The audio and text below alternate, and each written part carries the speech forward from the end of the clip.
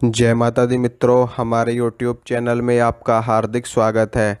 Comment में एक प्रश्न मुझसे किसी ने पूछा था। प्रश्न ये था कि मैं बहुत ज़्यादा साधनाएं करता हूँ, बहुत ज़्यादा मंत्रों का जप करता हूँ, हवन भी करता हूँ और मंदिर भी नियमित रूप से जाता हूँ, लेकिन उसके बावजूद भी मैं बहुत ज़्यादा परेशान हूँ, बहुत ज़्यादा दुखी हूँ, बहुत ज़्यादा संकट में हूँ। तो ऐसा क्यों है? तो आज इसी विषय पे बात करेंगे। देखिए मित्रों, जब हम पूजा पाठ करते हैं, हवन करते हैं, मंत्रों का जप करते हैं, तपस्या करते हैं या फिर कोई भी आध्यात्मिक क्रिया हम लोग करते हैं तो हम दुखी होते हैं। क्यों होते हैं? इसके पीछे बहुत बड़ी वजह है, बहुत बड़ा कारण है।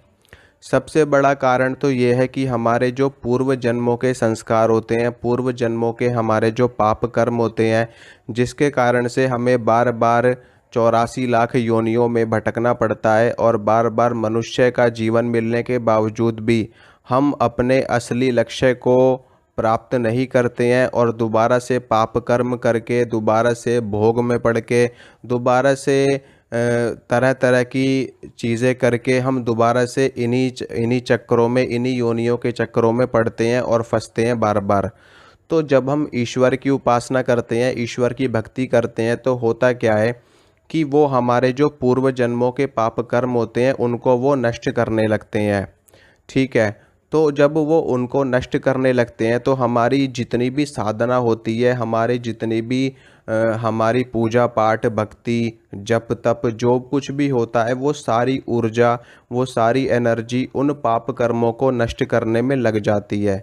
यानी कि जितनी ज़्यादा हम पूजा करेंगे, वो हमारी सारी की सारी पूजा, सारी की सारी साधना उन पाप कर्मों को नष्ट करने में लग जाएगी, उनमें वेस्ट हो जाएगी।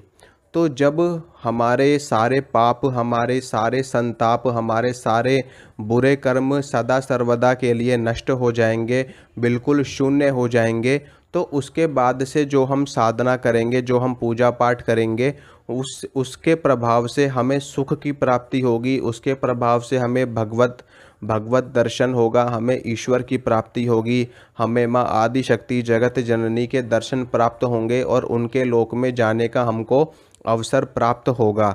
ईश्वर के दर्शन भी इसी कारण से लोगों को नहीं हो पाते, क्योंकि जो लोग कहते हैं हमने तो 20 साल तक मंत्रों का जप किया, हमें सिद्धि प्राप्त नहीं हुई, हमने 15 साल तक मंत्रों का जप किया, हमें सिद्धि प्राप्त नहीं हुई। तो उसके पीछे भी वजह यही होती है कि जो हमारे संस्कार होते हैं पूर्व जन्मों के, या इस जन्म में भी जन्म से लेकर के अब तक जो हमने कृत्य किए हैं, जो हमने पाप कर्म किए हैं, जो हमने लोगों को गालियाँ दी हैं, जो हमने लोगों का अपमान किया है, जो हमने पाप किया है, जीवों की हत्याएं करी हैं, ये सारी चीज़ें कहाँ जाती हैं? ये सारी चीज़ें आपके कर्मों में ही ऐड होती हैं। इन सब का हिसाब, इन सब का लेखा जोखा होता है भगवान के पास। तो इसीलिए जब हम साधनाएं करते हैं, तपस्या करते हैं, तो ये सारी चीज़ें हमारी धीरे धीरे नष्ट होने लगती हैं। और जब ये पूरी तरह से नष्ट हो जाती हैं तो उसके बाद में एक बार भी मंत्र का जप अगर आपने कर दिया तो तत्काल आपको भगवत दर्शन हो जाएंगे, तत्काल आपको ईश्वर की प्राप्ति हो जाएगी, तत्काल आपको सिद्धि प्राप्त हो जाएगी। तो आपको बिल्कुल भी घबराना नहीं है, बिल्कुल भी चिंता नहीं करनी है। बस आप लोग ईश्वर की भक्ति में लगे रहो। धीरे धीरे करके आपके सारे पाप कर्म नष्ट हो जाएंगे और आपको जो भी अभी दुख झेलने पड़ रहे हैं, आगे जा कर के वो परम सुख में बदलने वाला होता है। देखिए, होता क्या है कि जब हम किसी पर्वत की चोटी पर चढ़ रहे होते हैं तो रास्ते में हमें बहुत सारी बाधाओं का सामना करना पड़ता है। ठीक है, हम थकते भी हैं और हमें तरह तरह की चोटें भी लगती है, हम गिर भी सकते हैं, हमें अपार कष्ट झेलना पड़ता है। लेकिन जब हम उस पर्वत की चोटी पर, उसके शिखर पर पहुंच जाते हैं तो हमें अपार सुख का अनुभव होता है।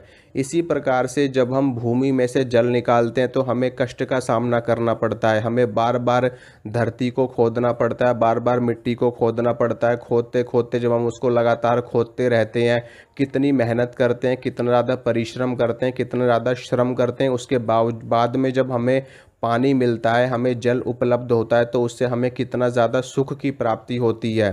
ठीक है, आपने पूरे दिन कुछ भी ना खाया हो, ठीक है, पूरे दिन आप बिल्कुल भूखे रहे हो, लेकिन जब उसके बाद में आपको भोजन की प्राप्ति होगी और वो भोजन एकदम अगर बिल्कुल स्वादहीन भी होगा ना, और जैसे ही वो आपके पेट के अंदर जाएगा आपको अपार सुख की प्राप्ति होगी। तो इसी प्रकार से जब आप साधना कर रहे होते हो तो ईश्वर आपको तपस्या की अग्नि में पका रहे होते हैं, उसमें आपको जला रहे होते हैं, उसमें आपके समस्त पाप कर्म दुष्कर्म नष्ट कर रहे होते हैं।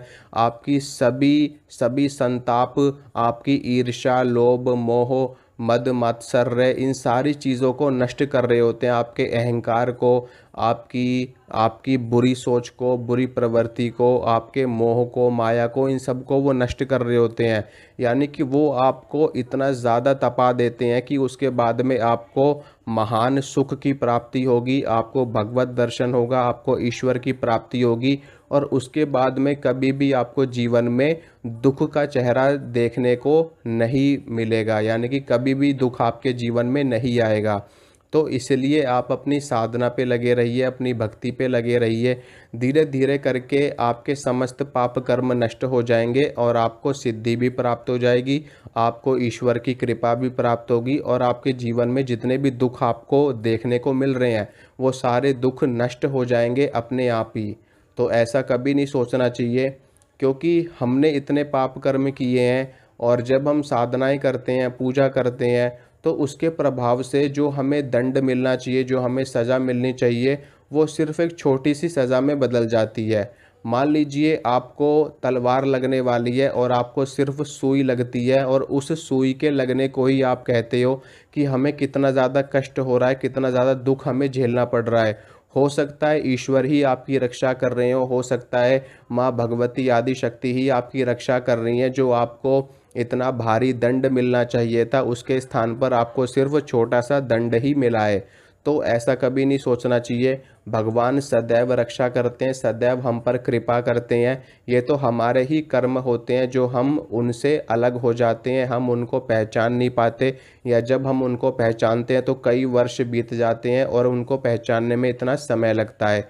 तो कोई भी व्यक्ति भगवान की भक्ति से दुखी नहीं होता। भगवान सबको सुखी करते हैं, सबको अपना आशीर्वाद देते हैं। सिर्फ और सिर्फ दुखी हम क्यों होते हैं? क्योंकि जो हमारे कर्म खराब होते हैं, हमारे खराब कर्मों की वजह से ही हमें दुख झेलना पड़ता है। बल्कि भगवान तो हमारी रक्षा करते हैं।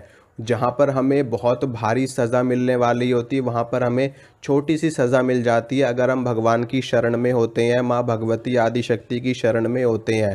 तो आप बस ईश्वर के चरणों में पड़े रहो, उनकी शरण में जाओ, उनकी पूजा पाठ में लगे रहो, उनकी भक्ति में लगे रहो। आपको एक ना एक दिन अवश्य सफलता प्राप्त होगी, और जीवन में जितने भी संकट है, जितने भी दुख हैं, वो सभी समाप्त हो जाएंगे, और आप भी सुखी हो जाओगे, आपका परिवार भी सुखी हो जाएगा। तो आशा करता हूँ मित्रों, जो जानकारी मैंने आपको दी है आप उससे संतुष्ट होंगे। तो वीडियो को लाइक कीजिए, वीडियो को शेयर कीजिए, और चैनल को सब्सक्राइब करिए। मिलूँगा आपसे अगली वीडियो में। जय माता।